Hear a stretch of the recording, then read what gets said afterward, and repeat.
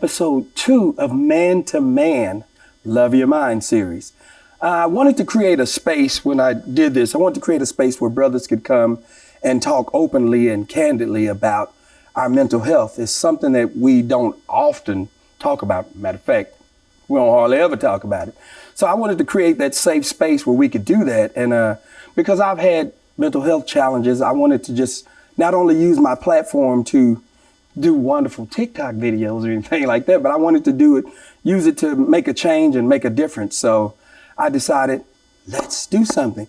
And thanks to our sponsors, Huntsman Mental Health Institute and the Ad Council, for creating this wonderful platform for us to be able to come and just be free to just share with you our journey. And so what I'll be doing in this series is I'll be bringing people in to share their journey and their mental health journey and just trying to make this world better for us black men. This is for the brothers, not leaving anybody else out, but I just want to create this for the brothers. So I wanted to bring in some people that were going to help me.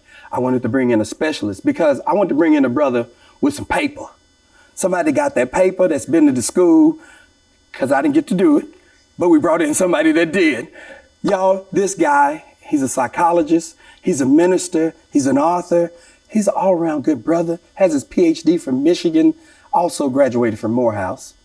Y'all help me welcome Dr. Tart. Hey, glad to be here. Appreciate it. And this brother is on the longest running sitcom ever. Y'all know him as Calvin on the House of Pain. He's a director, writer, producer, father, husband, everything. Lance Gross. Hey, thanks for having me. And he's also the coolest brother. You know, he's always cool and laid back. You cool. I get it. This next brother is a worship leader.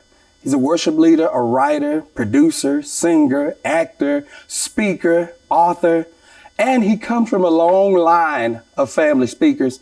Anthony Evans. Thank you. I'm glad to be here, Dave. Thank y'all, man. Thank y'all. When I called, I was like, okay, and can y'all come and just help me out do this? Everybody just said immediately, like, yes. Because, sometimes call my person to call your person to get to my person and then make it happen. But thank you guys for doing this. I know y'all been really busy. So, and to just be able to share something that we don't talk about. I know you and I have been talking about it, our journey. I want y'all to just share quickly, just like some of your challenges with dealing with mental health, especially you being in this brutal business that we're in. Man, our industry is tough. I mean, I love that you created this space because, men need people to talk to. Sometimes we feel like we don't have that. I think, we was talking about it earlier, like our go-to is when somebody asks you how you doing, it's kind of like, oh, we good. You know what I mean? But are you really good? So this is needed, man. And it's our standard. Like we talked, it's our standard go-to answer. Like, you good? We could be dying. And I go-to answer is, I'm good. Yeah. I'm good. What are some of the challenges that you faced? Well, first of all, the reason why I said yes to this so fast is one, because it's you asking, but also because this conversation doesn't happen often. Right. Where men can sit around, black men can sit around, people of faith can sit. I mean, in this case where I'm doing faith for a living, people expect you to just have it down and not need these conversations. So I think trying to pretend like I'm not injured when I am has created mega problems in my life. Like an athlete trying to play injured, it's gonna create issues for you, and you end up trying to numb it so you can keep going, and then the numbing creates issues. That's what was going on in my life. Wow. Being a person of faith sometimes and working in a faith space, it's harder to admit I don't have it together because people look at you like, but you closer to God than all of us. Are you supposed to be? Are you really? Yeah, that's not how it works. In my case, whether it's anxiety or depression, I couldn't just read, be anxious for nothing and not be anxious. I needed tools, I needed steps, I needed to admit to myself that you need help. Right. And once I stepped into that space of being open and honest, and it's hard, when you're vulnerable. That's what it's hard to do. Right. Dr. Tart, talk to us about the importance of just having these conversations, because you're a professional. You kind of have been on both sides of it, from ministry and just from the professional level. Right. So you're in front of people all day when you get a chance just to be you. And I think a lot of men feel that way, whether it's with their wife, girlfriend, family. And what you're all talking about is meta emotions. Meta emotions are what we think about emotions. And when you talk to men, it's like, are you allowed to be emotional? Should you be emotional? Right. Even with boys, they're now telling us in the studies that we actually have to give boys permission to have feelings with to trick them and say, how many of y'all think it's unfair that you have to act like you're cool when you're really not? And the boy's like, oh, no. Girlfriend broke up with me. I had to watch her on Instagram say it was me, not you. And then she's with another boy in 5 minutes. I'm supposed to be cool, right? No. And so we're just talking about meta emotions, reprogramming men about what we think about actually being human. And then being in the faith space, or just being where people deem you to have this great life. Sometimes you feel guilty for having your own emotions, Right. but in reality, we're human.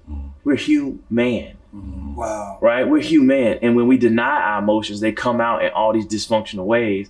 And then people say, "Well, tell me why you did what you did," and then we talk about it. And I think that showing our emotions and showing us being vulnerable I know in our community, it's a sign of weakness.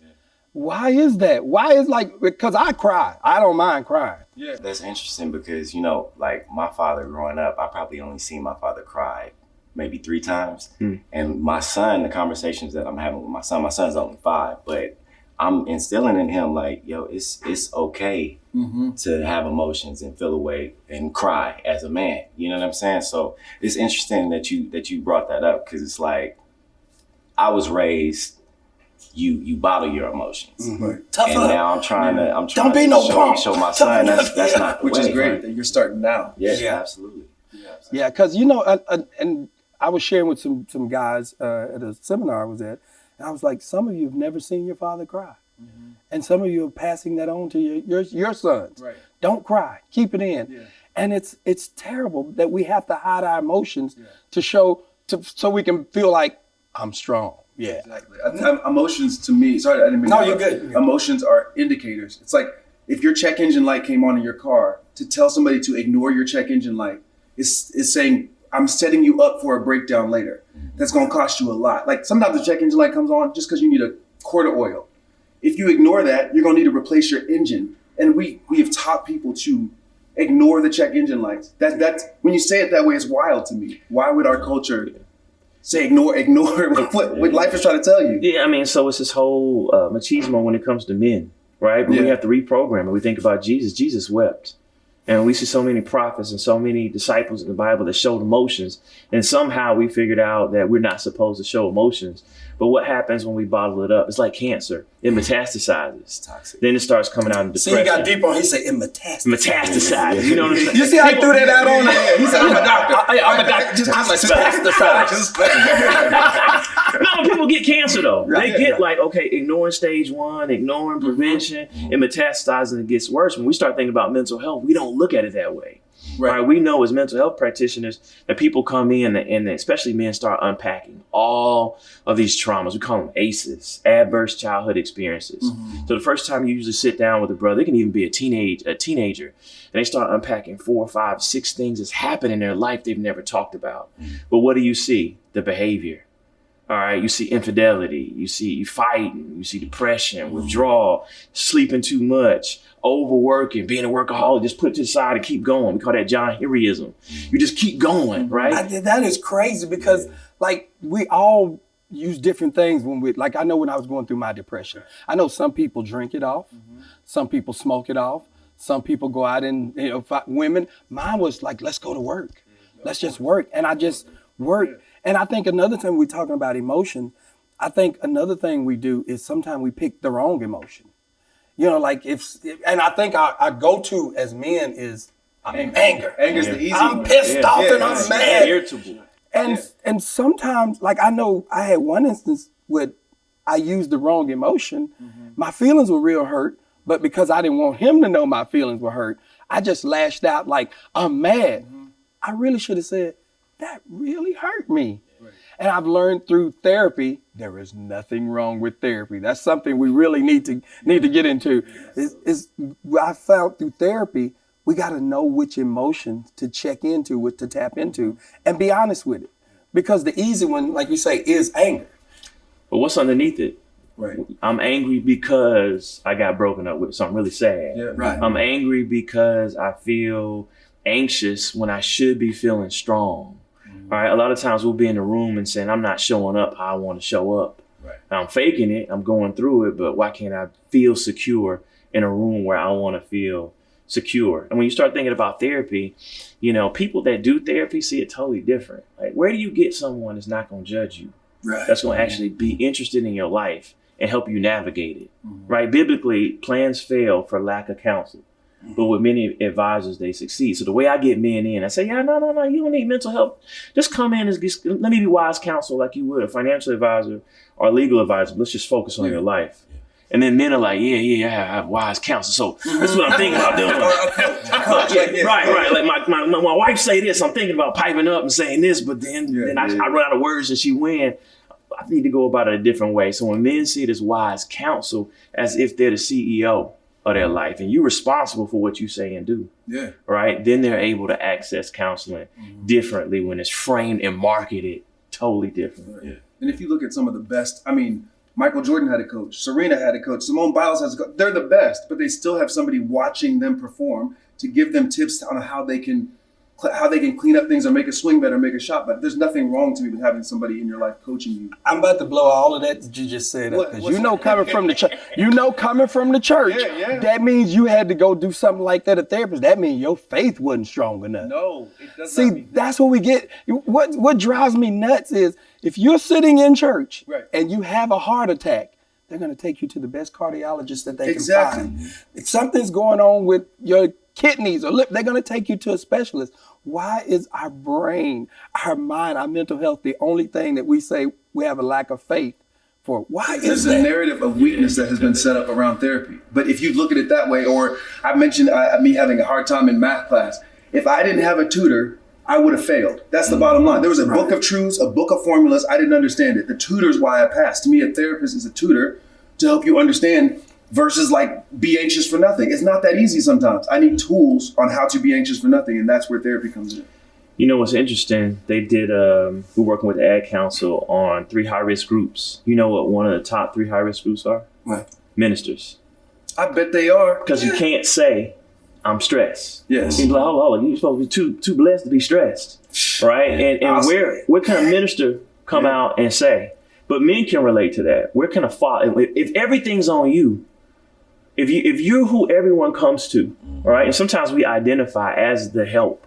I'm the helper, right? I don't need help. I'm the helper. I don't know about y'all, right? But I don't break down. I keep going, right? It's something that I said, that people come to me when they have problems. I just chuck right on through it. That's what got me in trouble. But it's not real, right? But it's not real, because then so when it comes to like ministry and just men in general, we have to look at ourselves and saying, hey, we're real human beings, like with real feelings. And I really want why don't I have permission to say this is not my best day, or I'm not feeling my best? So we have to we have to definitely change the narrative, just to look in the mirror and say, why can't you admit that you're carrying a lot? I'll share this really quickly. I was supposed to go to the seminar on the racial oppression of Black boys, right? The next seminar to it said burnout and compassion fatigue. I skipped the one for boys and went to the one on burnout and compassion fatigue because Anthony, Lance, and David, I got to the point where I helped so many people during the pandemic. I was faking having compassion. I was so full of emotion. I was tapping in. I was burnt out.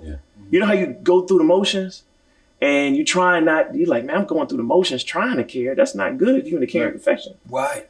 So I had to take some time and just take care of myself. But it was hard for me to say no. I was taking a nap one time. My wife came in, and when she walked in the bedroom, I popped up like I was fixing something. I felt like I was lazy taking a nap. I'm supposed to be always doing something as a man. And my wife was like, nah, relax. You good. Is that kind of what you feel with? Is just like we always got to wear this cape? Yeah, we men. That's our job. We the providers. We got to, I don't know. I just occupy myself with work. And I feel like during the pandemic is when I realized, you know what? I got to take more moments to reset and just be and find my peace. You know what I mean? So, my family is my therapy. My kids are my therapy. So I I make a point now to carve out time. Like I was always on the go in this city, that city, working on this project. But now I'm like, okay, I'm gonna designate this time to my family because I need it, and it's good for me. That's my piece. And so, Anthony, you wrote a book, When Faith Meets Therapy, and it almost pains me to say that the church hadn't always been the safest place as it relates to men's mental health. Why is this? Not at all, because the myth is that if you have faith, you don't need therapy. Therapy is saying that God can't do it. That's been the myth.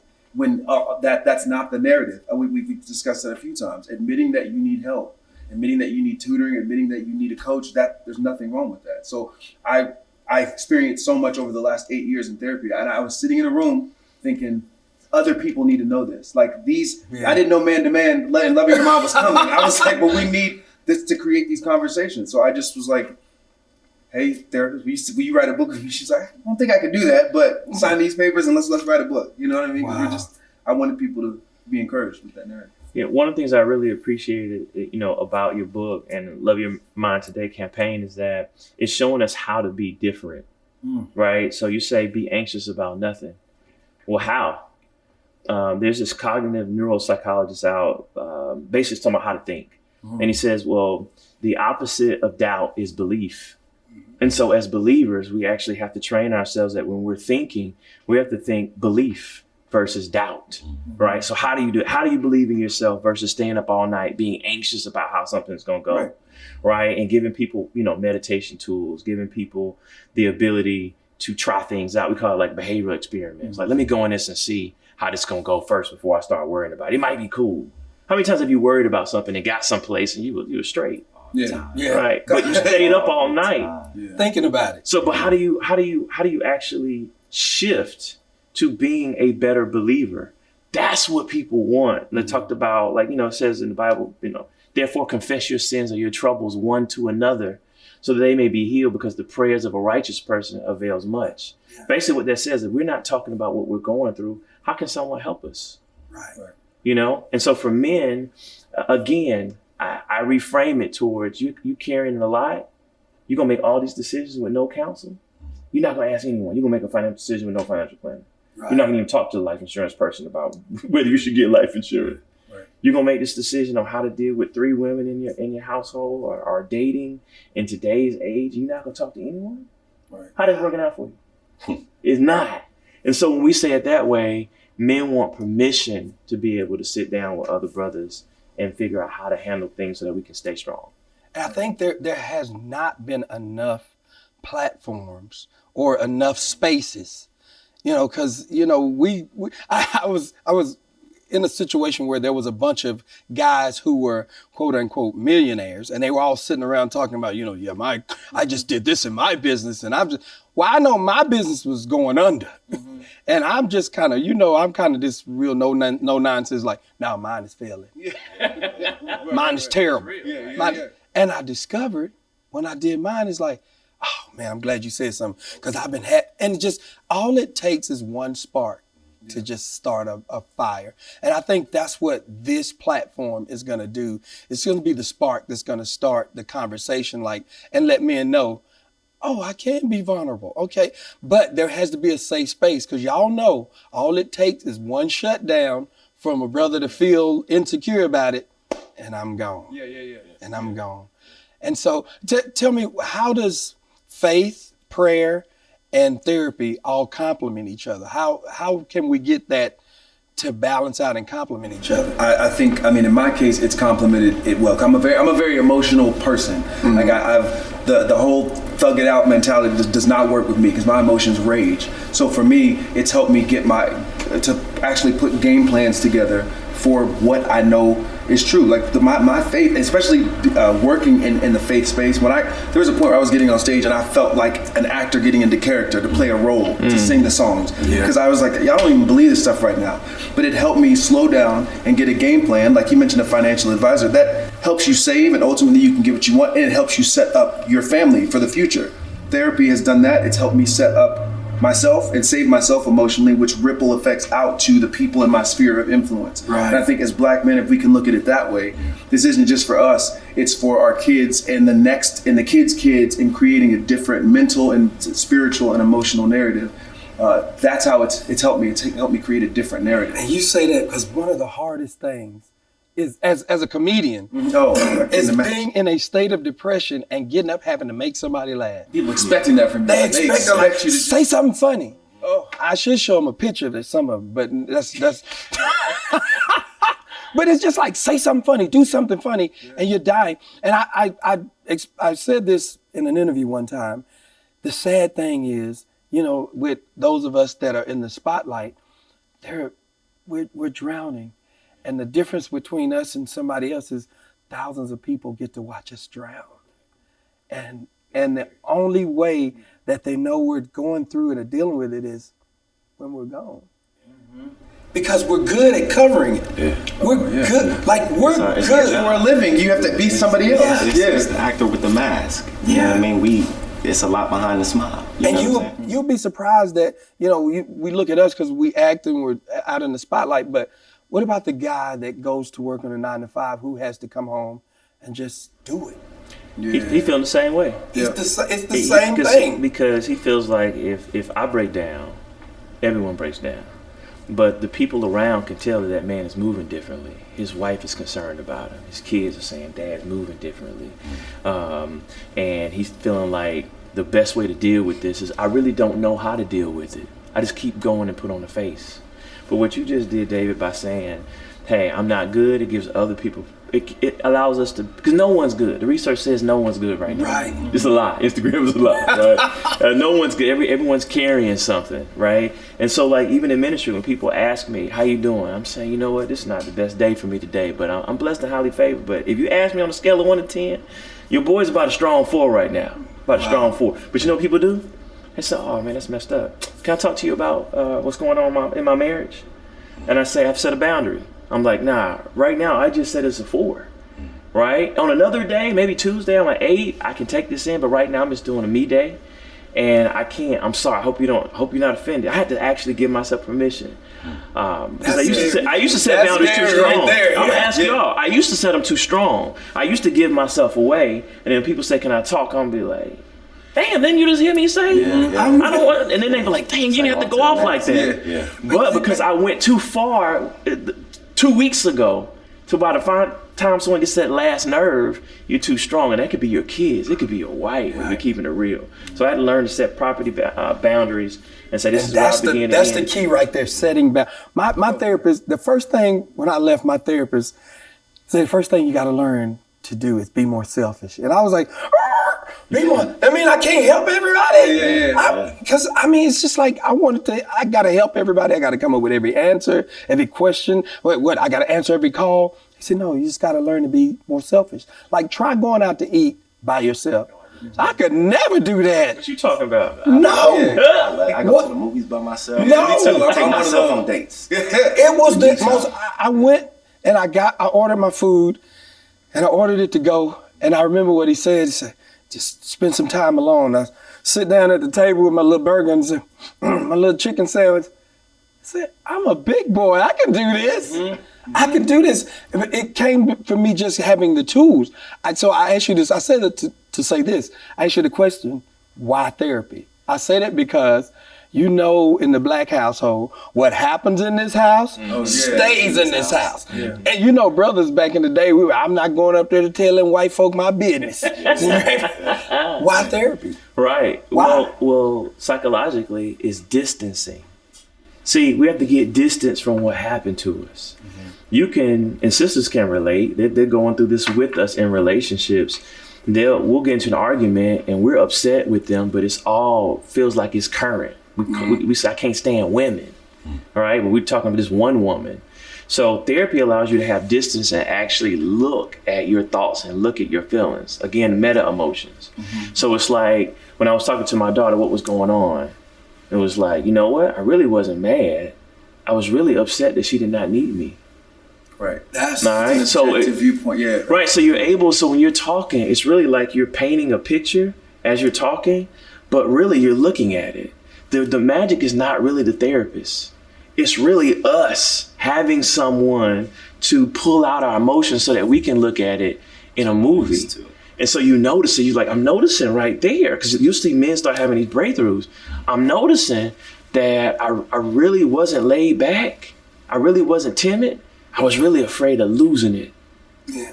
All right. And I was thinking about, if I get into this conversation, like I had a husband and wife, and the wife was berating the husband about not saying anything, but he was the whole time, he was like, I don't really know how to talk to me. It's gonna be a fight. Yeah. So I'm trying to watch this situation, because the minute I jump in it, I'm afraid of everything blowing up. So what she thinks is timidity is me really trying to figure out, do I want to go to jail again? Am I gonna break this guy's jaw? Because I don't know how to be in the middle. So therapy allows us to be able to grow and be able to understand who we are as men and even young boys, so that we have control over our emotions versus our emotions controlling us. And that's because I think one of the hardest people to look at is yourself. And when you realize one day you're gonna have to stop lying to somebody you've been lying to all your life, yourself, that's what therapy helps me do. It helped me do. It's like, look, just look in the mirror. You just have to have control of everything. Stop trying to control everything. It's just like, you don't have to have every answer. You don't have to answer every question. You don't have to. And for the first time in my life now, it's like, good. I ain't got to answer none of those. I ain't got to do all. I ain't got to be everywhere. I ain't got to do everything. And that just takes a load off you. I'm sorry. Oh, no, it does. It takes a load off you. I think that pursuing peace is to realize that when there's a simultaneous, whenever you say yes to something, there's a simultaneous no. So if you say yes to therapy, you're saying no to chaos. You're saying no to not having boundaries. No to that's how I looked at it. When I made a decision to go this direction, I didn't want to have to deal with certain things in my life anymore. And those boundaries created margin for me to be at peace. And then as a man and in my life, it reverberates peace throughout whoever you're dealing and interacting with. So that just to me it makes it worth it. Yeah, it feels good not to be on. Yeah, oh, absolutely. You don't have to be on. Go ahead, Larry. No, I was gonna ask, during your bout with depression, what was the main thing? Was it therapy, or was it prayer, or was it meditation? What? It was both. Okay. It was a combination of both. What made me stop and get help is because I could see, wait a minute, you're going down a hole and it's something I had never felt. So I didn't know what it was. I just knew, man, this doesn't feel right. I wasn't creative anymore. I could sit and I was working, but I wasn't making any progress. Mm-hmm. You look up and I spent 10 whole hours at work doing what? I could tell you a lot of it was just sitting, sleeping, and just wondering, what's next? And so and that's what forced me to you need help. And one of the hardest things was telling my family. Why? Because I'm Superman. This makes me get emotional right here. No, I get it. I'm Superman. I wear a cape. I have the answers to it all. And to have to come and tell them I'm weak, which that's not the case, but that's the way it felt at the time. And I realized, no, my wife, she was, to her, that was the strongest thing I ever done. Even Superman has his kryptonite. There's an area where he can't be Superman. So that's amazing. Yeah, and see that's where it is. So because we feel like we're Superman, where do the emotions go? Inside, and they start metastasizing. Yeah. We go from a slight stress, and then we suck it up, and then we suck it up with a big straw. Mm-hmm. And here's the thing we all can relate to. If you've been through some things as a man, you develop a tolerance to stress to where you don't even feel stress. It's just life. Right. This is how it is. We just call it lifing. Right. Then your body starts telling you get high blood pressure because you hold all this stuff inside. There it is. Exactly. And that's what takes us out. It's the high blood pressure. It's the agitations. I got to take a drink to take the edge off. Mm-hmm. I got to smoke to take the edge off. I have to go be with this other woman because I need to take the edge off. And we start rationalizing. I need this to survive. Mm. But in reality, the stronger thing to do is usually the harder thing. We talk man code. It's easier to keep it in. It's harder to reveal it. Yeah. But once you reveal how you feel, there's a relief, and then people see you as human. Yeah. And then people stronger. Yeah. Right. And I'm thinking it was gonna make me look weak, but my whole family was like, but you were I'm glad you did it. Yeah. Because then you would have broken down all the way. You would have a heart attack, a stroke, driving and road rage, and then people would have seen it that way. But if we can look at it, like, think about a video game, my favorite player, they have to rest. The athletes I see, they have load management. We let that happen. You need to take a break. You need to take a rest. You need to take a creative break, right? We get that. But when it comes to us, we just keep going and think that we're like a robot. Even machines need to plug in and recharge. Right. So we've created this fantasy that makes us sick, that we don't need rest, we don't need restoration, we can't acknowledge our pain, and how are we gonna be well? So, you know, one thing I want to ask you is, how do we talk to brothers? I know, because I know you were saying that, you know, it's hard to talk to men. How do we talk to somebody, and how do we listen? What do we do? One thing we don't say is, you good? Because we're going to say, yeah, I'm good. Right. What we do, because people are surprised how men open up so quickly.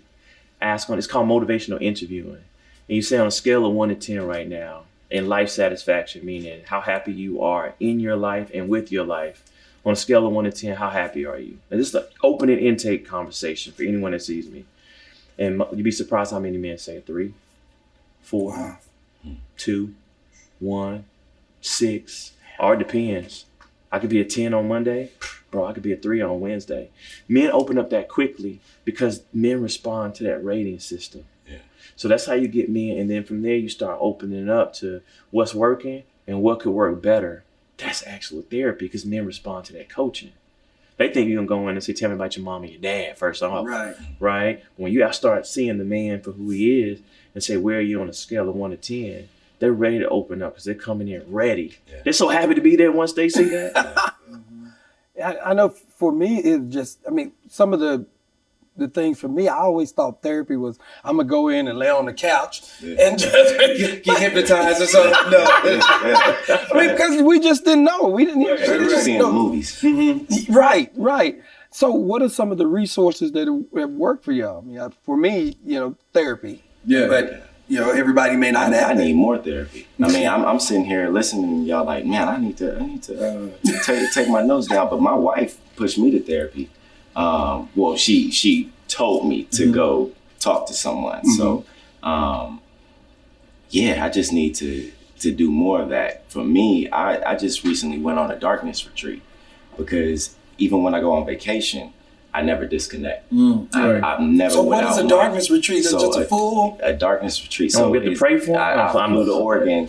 In the mountains, they have these cabins that's built into the mountains, and I spent 4 days without any devices, any light, and it was the most amazing experience I've ever experienced in my life. It was the first time I disconnected, and it's you become comfortable with yourself. You know what I mean? You meditate, which I was horrible with because there's so many distractions, but in there you had no distractions. So I spent 5 days in Oregon in the dark. Most amazing. No natural light? Or no light at all? No light at all. No windows. The door is always open. So if you panic, if you got a medical emergency, you can. That's I'm panicking right now. I'm panicking. But it worked for you. Right? That's amazing. It worked for me. I mean, the peace I had, and even when I came out of there, it's like they interview you or whatever, and it was just this calm that I'd never felt before. I would suggest to anybody, because it's amazing. You wouldn't believe some of the weird stuff that I like to just kind of find I go out to my little spot of land, and I get on the tractor. You told me that. I just get on the tractor and ride. It's just, my wife, she calls it working, but it's not working for me. It's just me out there. I'll go out there and walk and just be out there in the nature, just chilling. So that's something that I use, when I can't get to my therapist or I'm away. I just go out and hunt, fish, just chill. What's some for me, I've been dealing with, this is probably for another segment. I've been dealing with toxic relationships quite a bit, because the faith side of me was hyperextending. I didn't realize it was actually codependence, doing too much. Like I was codependence wrapped in Christianity, it still was a mess. So I had to get to the point where I studied about that a lot. So there's a book called When to Walk Away, which gave me a lot of clarity on that part of how toxic relationships were playing into my lack of mental health. And And there's another book called Psychopath Free. That sounds a little excessive in the title, but it really gave me tools on setting up an environment where I could flourish and making sure I reposition people in the room of my life so the distracting people aren't in the front row of my life. Right. That helped me out a lot. And I know something, I wanted to address this as we talked about your book, Faith Meets Therapy, and you've dealt with death in your family. I mean, your mom, she was an angel, literally an angel here on earth. And I know I've heard you speak about, Lord, why this one? And I even said it, when you said it, I was like, yeah, I can think of a whole bunch of other people you could have taken. She committed her whole life to you. Yeah. The retirement years you took, all that. From an emotional standpoint and from a mental health standpoint, how do you, because that's one of the questions that, because we ask people to, give us some questions. How do you deal with that from an emotional standpoint as a black man? Because I've seen black men go to a funeral and just be like, yeah. I had one guy tell me, people die. Yeah, they do, but emotion comes with that also. And I'm a firm believer. I believe it with all my heart. You have to feel it to heal it. That's the bottom line. Acting like it doesn't exist is not going to help you. It will come out in other ways. And as you talk about losing my mom, if I hadn't dealt with that, I would be angry. Like I could feel it now. If what would happen if I left that unaddressed? It would come out in anger. There'd be like a harder Anthony, but that was all sadness. There were moments where I would take a picture of my mom up to the roof of my house. This is via a conversation with my therapist because she can see sadness go through my eyes at this point, 8 years later. She said, take a picture of your mom up to the roof of your house. Look at the sunset, because my mom loves sunsets, and let whatever emotions come, let them come. And letting those out, which at times it's been like uncontrollable crying by myself. If I hadn't let that out, it would now be manifesting itself in that toxic anger. I would be unhealthy. I know that for a fact. So I had to feel it to heal it. The way out of that valley was not around it; it was through it. Yeah. As it relates to. And one of the things that we've had to deal with post-pandemic, everyone is multiple forms of death. I did a workshop for morticians that were burnt out like the first 2 months of the pandemic. They'll be the last one to let you down. Right, because they just did 3 or 4 a day. Joke. 3 or 4. It's a terrible joke. I felt it. I didn't know if I was supposed to laugh. I was like, But laughter, laughter is good therapy, right? Because you're able to talk about things, but we did one for morticians because they were just seeing this, but most people don't know how to grieve. So there's like 2 things, like one, so first of all, I'm sorry to hear about your mom. Thank you. Don't know what that's like, right? And we start talking about listening, people start talking about their moms or they're in a better place, but it doesn't feel that way. Right. So I know that's something that's never going to go away, and I'm praying for your healing. Thank you very much. And so one of the things we have to figure out is how to grow around the grief. A lot of times we try to either we get lost in it, but how do you look at it like this black circle in the middle, right? Or just dark circle in the middle rather, and then we have to draw color around it. Like how do we live around the grief? Because you're never going to get over the grief. It's always there in that picture. You're always going to see the middle that's dark, but the life around it is how we actually grow. And a lot of people don't grow after it. They just stay stuck right there in the darkness. That's called complicated grief. And then the second thing is these 3 P's that keep us stuck. One is where we personalize the grief, right? Like I should have done more. I should have spent more time. I should have known the doctors. I should have told dad to eat better. Should have done this and that. The second one is that this is permanently going to be something that keeps me sad. And it will, because you're only focusing on the loss. But if you focus on both, we're focusing on the loss and how we move on. We're going to honor, we're going to cook something that mama would like. Or we're going to honor, we're going to leave a seat open, and then we're going to say a prayer. And then we're going to move forward. We're going to do both. All right. And then the last one is just pervasiveness. Like this is going to affect every area of my life. No, work can be better, right? You can do things differently. You can spend more time. You can savor more moments with your family while also grieving those. And so we have to walk people through all those 3 P's to help them to be able to step back and not complicate the grief. And that's where a lot of our brothers and sisters are stuck, especially men. Like you talked about it, people die. What does that mean? I don't acknowledge my feelings. Yes, that's the bottom line. Life starts and ends. That's it. Yeah. But without the feelings, who are we? That's a soul death. I'm definitely cool with my emotions. It's just like, you know, I don't mind crying. Yeah. I'm a big cry baby. So I think we've just kind of been led to believe that it's not cool to cry. I'm a crier. I'm David Mann, and I am a crier. That's great. That's great. That's a whole campaign right there. I'm David Mann, and I am a crier. But one wonderful resource that we have out there is loveyourmindtoday.org. It's a wonderful resource that if you can't get to a therapist or can't get to the mountains in Oregon in the dark.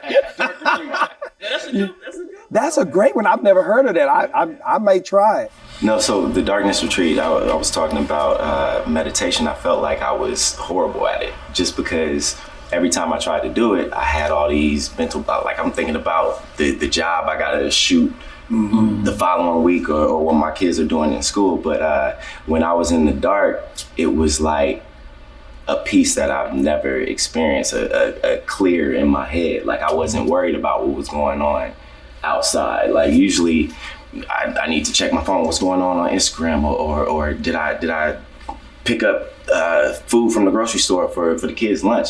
You know what I mean? But in there, it was just, I had time and I wasn't worried about what was going on outside. So I feel like that helped my meditation because now I know what that place feels like and I could block all that out now. So yeah, it was an interesting experience. And then, you know, you deal with so many emotions in there. I felt like I was getting kidnapped because I had never been to Oregon. The owner, he picked me up in a dusty pickup truck. It was dusty in the inside. He didn't have no shoes on. I could smell him. He had a mullet, but he was bald on the top. So, and it was so much like even the food, I wasn't used to eating in the dark. I'm a picky eater, you know what I'm saying? So I was wondering, like, did they put something in my food? But once I got over that hurdle, it was like, wow, this is dope because I've never got in touch with your feelings and emotions. Yeah, and you have to. I mean, in the dark, you only got yourself. There's no outside distractions, so you're more comfortable with self. You know what I mean? Like. So, Dr. Tart, like for those that you can't make it to the mountains. I mean, I'm just saying because you know everybody can't get. But is meditation something that I could do like just anywhere? Explain to us. Well, people think, you know, they hear this phrase, and I was talking even before then. A lot of people get upset that they can't meditate. It doesn't work for me. But really, what it is being able to watch your thoughts and not be them. I don't have to be angry. I can look at myself and say, wow, I'm wondering why I'm getting upset. And so with meditation is mindfulness. Instead of being out of your mind. See, we understand what it feels like. I was out of my mind. Mindfulness is like, I'm aware of what's going on with me. I can actually see myself getting triggered. I can see this brother, I shouldn't say this, but I was on a trip and I was off. I was on a trip relaxing. Someone said, let me talk to you about something. I said, yeah, I'm on vacation. And they said, yeah, but I had this question. They just went right into it. And as they're talking, I'm like, man, I'm going like a level 3. I'm at a level 4. Say something now, right? I'm starting to look away. And I said, I'm sorry. I really don't want to be at work. I don't really want to be at work right now. We going to this Afrobeats concert. I just want to go to the Afrobeats concert. You just want to be like that. I just want to hear something funky. She kept talking. I was at a 7. So that's mindfulness. I'm realizing I'm getting triggered. I'm like, why am I getting triggered? Because she's overstepping my boundaries twice. She realizes. She was like, hello. I said, look, you're doing the most. Yeah. I can't do it. And I pulled in and I put my headphones on. And I felt like it was so rude. And I looked out the window. But I was like, if I didn't do that. And out the window, I did say something in my mind. I said what I would have said. Now look. It wasn't going to be nice. Team too much. What part of this did you not hear when I said, and then I'm a bad guy? Right. But that mindfulness allowed me to be able to see what's going on with you right now. This is someone who's all on your grass. And you didn't ask them to step off. And now you have to deal with it. So mindfulness is a tool for us, especially as men who are prone to lose their tempers. Right. And then think about all y'all built. Y'all, we one temper tantrum away. Man. For everything. Not everybody wants to. And everybody has an HD camera in front of you too. Like, for real. Man. And being mindful and meditating has also helped me to not be reactive which gives the power away to the scenario as opposed to responding. Like that, in that scenario, you just were responding to her, not being reactive because you let yourself get to a 10. And meditation, again, it keeps me in check with myself. Y'all pray for me. Because this mouth of mine is. I get older. Even Jesus went in silence. Jesus gave us the example. He just went off by himself. You talking about that darkness retreat?